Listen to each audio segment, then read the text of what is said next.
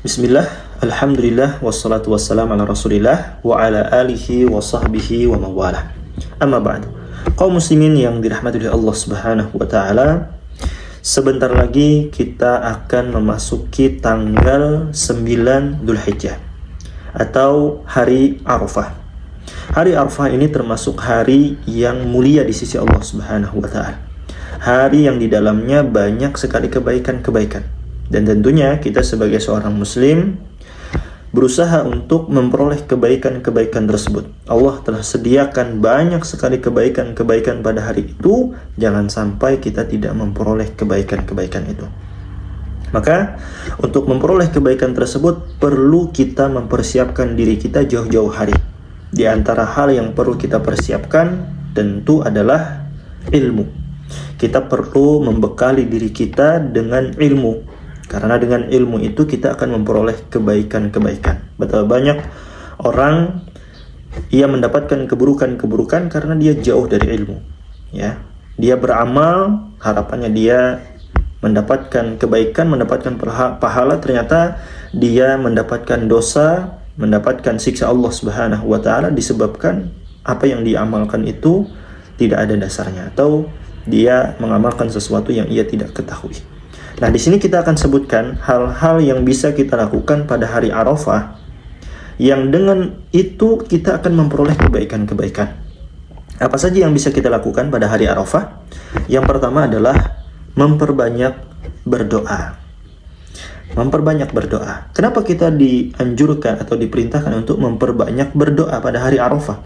Karena sebaik-baik doa adalah pada hari Arafah. Maka perlu kita siapkan jauh-jauh hari doa-doa yang ada di dalam Al-Quran, doa-doa yang ada di dalam hadis Nabi SAW yang diajarkan oleh Nabi SAW, kita kumpulkan yang nantinya kita akan baca, yang nantinya kita akan panjatkan pada hari terbaik itu.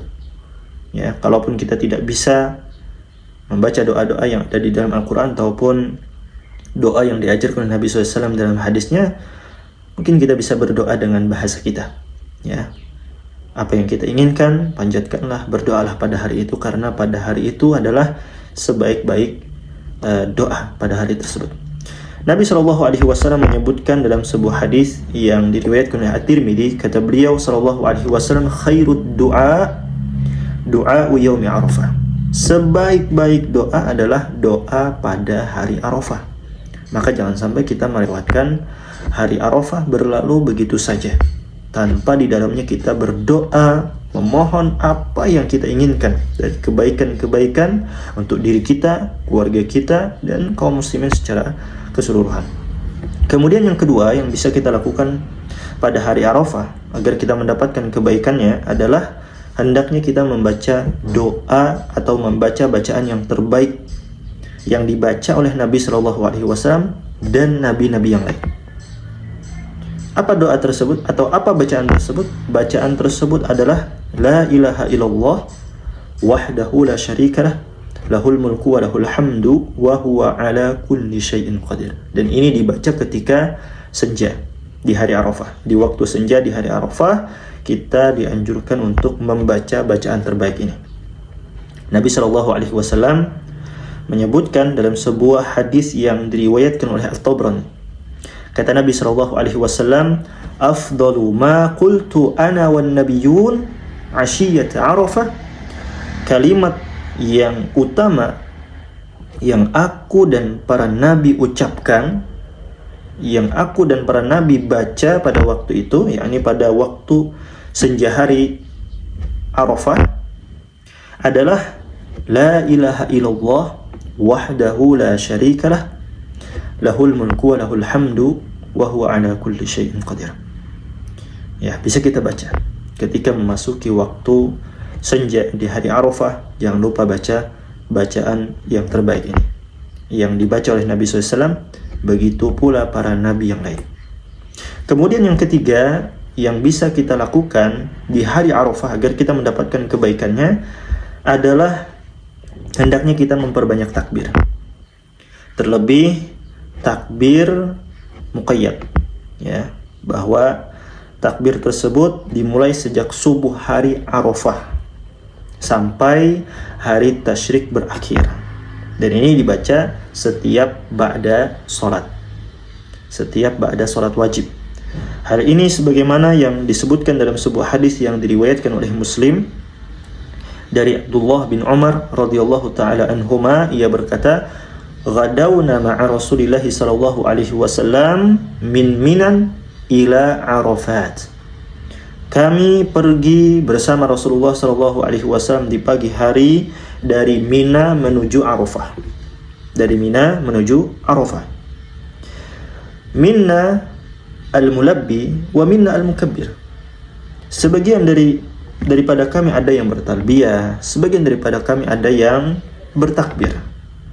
Ya, ketika hari Arafah, para orang-orang yang melaksanakan haji, mereka pergi ke Arafah, ya, dari Mina menuju Arafah. Sehingga mereka, sebagian daripada mereka ada yang bertalbiyah, ya, ucapan-ucapan talbiyah, sebagian daripada mereka ada yang bertakbir. Dan Syekhul Islam Ibn Taimiyah rahimahullah ta'ala mengatakan, as-sahul aqwal fit takbir alladhi alaihi jumhurus salafi wal fuqaha minas sahabati wal a'immah an yukabbira min fajri yawmi Arafah ila akhir ayyami tashriqi aqiba kulli salatin.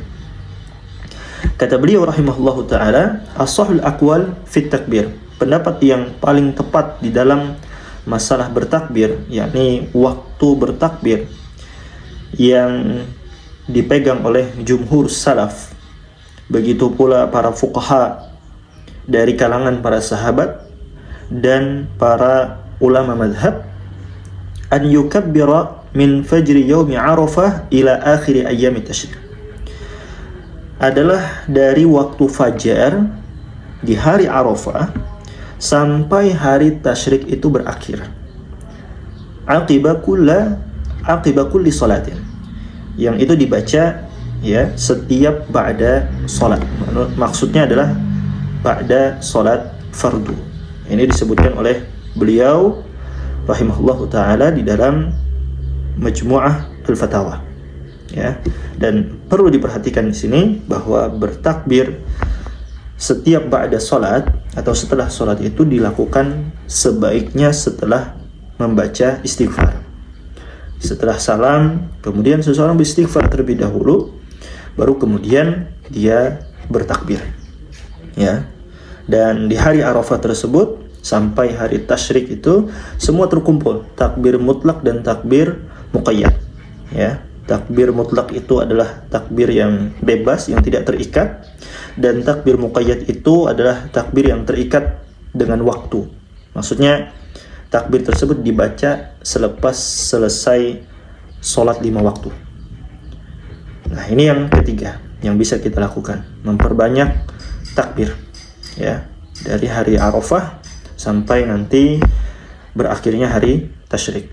Kemudian yang keempat yang bisa kita lakukan pada hari Arafah adalah berpuasa pada hari Arafah. Dan ini tentunya bagi orang yang tidak melaksanakan haji, ya, yang mana keutamanya itu dapat menghapus dosa 2 tahun. 2 tahun dosa kita akan dihapus oleh Allah Subhanahu wa ta'ala apabila kita berpuasa di hari Arafah. Hal ini sebagaimana yang Nabi SAW sebutkan dalam sebuah hadis yang diriwayatkan oleh Muslim dari Abu Qatadah radhiyallahu taala anhu, ia berkata bahwa Rasulullah SAW bersabda, "Siyamu yaumi Arafah ahtasibu 'ala Allah an yukaffira as-sanata allati qablahu was-sanata allati ba'dahu." Puasa Arafah, yakni puasa pada tanggal 9 Dzulhijjah, kata Nabi SAW, aku berharap kepada Allah, Allah akan menghapuskan dosa setahun yang lalu dan setahun yang akan datang. Nah, ini keutamaan yang begitu luar biasa bagi orang yang berpuasa pada hari Arafah. Maka jangan sampai dilewatkan. Dan yang terakhir, amalan yang bisa kita lakukan atau hal yang bisa kita lakukan pada hari Arafah, hendaknya kita memperbanyak melakukan kebaikan. Kenapa?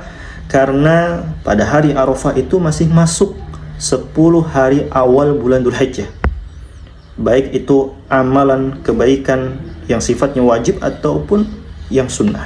maka lakukanlah, karena itu masih masuk 10 hari awal bulan Dzulhijjah. Semoga Allah Subhanahu wa taala memberkahi kita, memberikan taufiknya kepada kita sehingga kita bisa melakukan kebaikan-kebaikan ini, ya, melakukan hal-hal yang telah kita sebutkan tadi sehingga kita memperoleh kebaikan-kebaikan pada hari Arafah. Wallahu taala a'lam wa sallallahu ala nabiyina Muhammadin wa ala alihi wa sahbihi ajma'in.